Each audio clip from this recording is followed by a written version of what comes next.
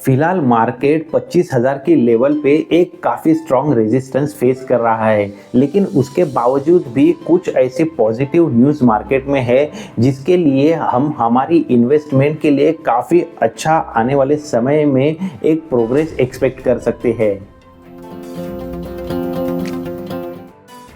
Globally अभी India के लिए काफ़ी अच्छे पॉजिटिव सिनारियोस क्रिएट हो रहे हैं, ऐसे संकेत मिल रहे हैं।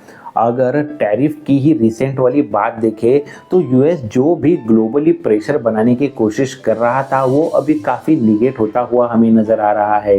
यूएस और चाइना इनके दोनों के बीच की बात करें तो यूएस जो 200% का चाइना पे टैरिफ लगाने की बात कर रहा था वो तो अभी पीछे लेने की नौबत यूएस पे आई गई है। यूरोपियन यूनियन ने भी ट्रंप की ये जो टैरिफ बढ़ाने वाली धमकी थी उसको जवाब दिया है। उन्होंने क्लियर कट ये बोला है कि अगर समझो यूएस को अगर रिस्पेक्टफुली बात करनी है तभी टैरिफ के लिए बीच का कोई सोल्यूशन निकाला जा सकता है। और टैरिफ को लेके ये सब डिस्कशन से हमें ये पता चलता है कि ट्रम्प जो अपनी मनमानी करने की कोशिश कर रहे थे, जो भी फोर्सफुली टैरिफ इम्प्लीमेंट करने की कोशिश कर रहे थे वो उनको पीछे लेने की नौबत आ चुकी है। साथ ही में ट्रंप ने एप्पल को भी धमकाने की कोशिश की थी। उन्होंने क्लियर कट बोला था कि अगर एप्पल अमेरिका के बाहर अपनी मैन्युफैक्चरिंग करता है तो वैसे वाले प्रोडक्ट पे उन्हें 25% तक का टैक्स देना होगा। लेकिन उसको न सुनते हुए एप्पल ने भी ट्रंप को करारा जवाब दिया है।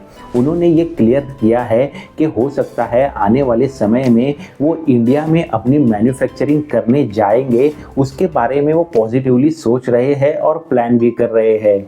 तो यानी ट्रंप जो भी मनमानी करने की कोशिश कर रहे थे उसको एक जवाब मिल रहा है। और ऐसे ही स्ट्रॉन्ग अपोजिशन के वजह से ट्रंप का जो भी धमकी भरा वक्तव्य हर बार हो रहा था उसको अभी उन्हें पीछे लेने की नौबत आ चुकी है।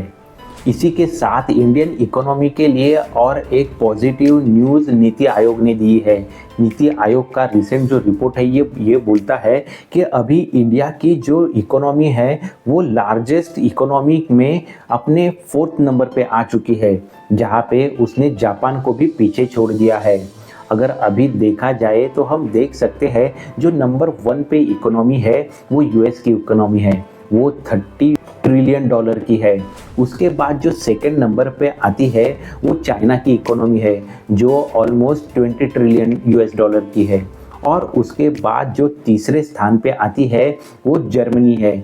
वो जर्मनी की जो इकोनॉमी है वो फिलहाल 4.7 ट्रिलियन यूएस डॉलर की है। और अभी उसके पीछे इंडिया ने अपना नंबर लगाया है 4th लेवल पे, जो अभी 4.2 ट्रिलियन यूएस डॉलर की इंडियन इकोनॉमी होने जा रही है।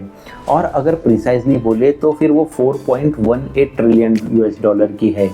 और अभी इसने जापान को भी पीछे छोड़ दिया है। इंडिया की ये जो ग्रोथ है वो आने वाले समय में भी ऐसे ही कंटिन्यू रहेगी, ऐसा हम मान सकते हैं।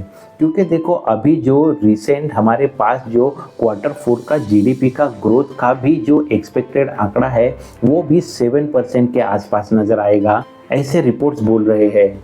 और यही ग्रोथ को कंटिन्यू रखते हुए इंडियन इकोनॉमी 2047 तक 30 ट्रिलियन यूएस डॉलर तक की होने जा रही है। अभी हो सकता है काफ़ी लोग ये भी सोचे कि अभी की 4.2 ट्रिलियन यूएस डॉलर की इकोनॉमी इतनी बड़ी कैसे हो सकती है, लेकिन थोड़ा हम हिस्ट्री में जाए तो हमें ये समझ आएगा। जब भी इंडिया इंडिपेंडेंट हुआ था उसके बाद 2007 में देखें तो भी हमारी जो इकोनॉमी थी वो 1 ट्रिलियन डॉलर की थी, जो 2 ट्रिलियन डॉलर होने के लिए 2014 का समय आ चुका था। और वही अभी 2020 तक वो 3 ट्रिलियन डॉलर की हो चुकी थी। और अभी हम देख सकते हैं 2024 तक वो 4.2 ट्रिलियन डॉलर की हो चुकी है। यानी जिस तरीके से कंपाउंडिंग का इम्पैक्ट मार्केट में काम करता है वही कंपाउंडिंग का इम्पैक्ट हमारी इंडियन इकोनॉमी के ग्रोथ के लिए भी काम कर रहा है। और यही पेस से अगर वो बढ़ती रहेगी तो ये 2047 तक वो डेफिनेटली कंपाउंडिंग की तरह ही 30 ट्रिलियन डॉलर की ज़रूर हो सकती है। गोल्डमैन सैक का तो प्रेडिक्शन ये भी बोल रहा है कि 2075 तक इंडिया सेकंड लार्जेस्ट इकोनॉमी हो जाएगी। तो यही सबको देखते हुए अगर हम हमारी इंडियन इकोनॉमी पे बेट करते हुए भी हमारी इन्वेस्टमेंट इंडियन कंपनीज में करते हैं तो श्योर शॉट हमारी इन्वेस्टमेंट आने वाले समय में हमें अच्छा खासा रिटर्न देने की काबिलियत रखती है, ये हम बोल ही सकते हैं। क्योंकि आखिर में मार्केट किस तरीके से रिएक्ट होता है, जो भी इकोनॉमिकली ग्रोथ होती रहती है उसी का रिफ्लेक्शन हमें इंडियन मार्केट में भी देखने मिलेगा। ये पॉजिटिव न्यूज़ हो गई इंडियन इकोनॉमी की ग्रोथ की, लेकिन उसी के साथ और एक आरबीआई ने भी पॉजिटिव न्यूज़ फिलहाल दी है और वो ये कि आरबीआई ने करंट क्वार्टर में 2.7 लाख करोड़ का डिविडेंड इंडियन गवर्नमेंट को देने के लिए बोला है। अभी देखो अगर इतना पैसा गवर्नमेंट के पास आ जाता है तो देखो डेफिनेटली गवर्नमेंट की जो भी लायबिलिटीज़ है वो ऑटोमेटिकली कम होने के लिए इसका मदद होता है, मतलब इनडायरेक्टली वो इकोनॉमी को ही सपोर्ट करता है। अभी ये न्यूज़ में हो सकता है आप ये भी सोचोगे कि आरबीआई के पास इतना पैसा आता कहाँ से है, क्या आरबीआई प्रॉफिट मेकिंग इंस्टीट्यूट है? तो ऐसा नहीं है। आरबीआई तो कम्प्लीटली गवर्नमेंट के अंदर ही रन होती है, लेकिन वहाँ पे आरबीआई जो भी इकोनॉमी को कंट्रोल करने के लिए कोशिश करती है, फिर उसमें इंटरेस्ट रेट का बढ़ाना या कम करना हुआ, या फिर लोअर बैंक्स को लोन देना हुआ, या फिर कुछ बॉन्ड्स इशू करने हुए, तो ये सब में इनडायरेक्टली आरबीआई का प्रॉफिट होता रहता है और वही प्रॉफिट वो गवर्नमेंट को पास भी करती है। तो यही जो आरबीआई की गवर्नमेंट को डिविडेंड देने की बात है वो भी एक पॉजिटिव न्यूज़ की तरह हमारे इंडियन इकोनॉमी के लिए काम कर रही है। तो ये सबको देखते हुए अगर हमने अभी तक हमारी इकोनॉमी पे भी इन्वेस्ट नहीं किया है तो फिर वो हमारा एक तरीके का फेलियर हो सकता है। अगर हम इस अपॉर्चुनिटी का अभी फ़ायदा नहीं उठाएंगे तो कभी।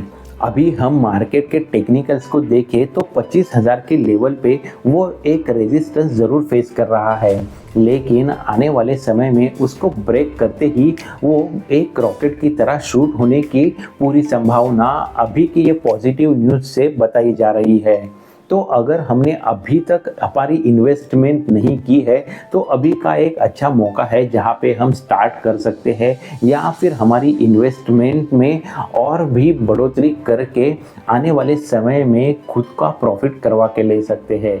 तो उम्मीद है दोस्तों आज का जो भी ये हमारा डिस्कशन हुआ, जो भी अपडेट्स आप तक मैंने पहुंचाए उससे आप सभी इन्वेस्टर्स को एक सुकून और खुशी ज़रूर मिल सकती है कि आने वाले समय में हम एक लार्जेस्ट इकोनॉमी बनने जा रहे हैं।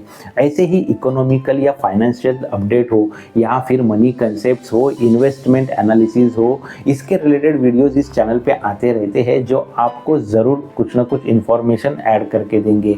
तो ऐसे ही नॉलेज वीडियोस के लिए आप चैनल को जरूर सब्सक्राइब करें। आज का वीडियो पसंद आया है तो इसे लाइक जरूर करें।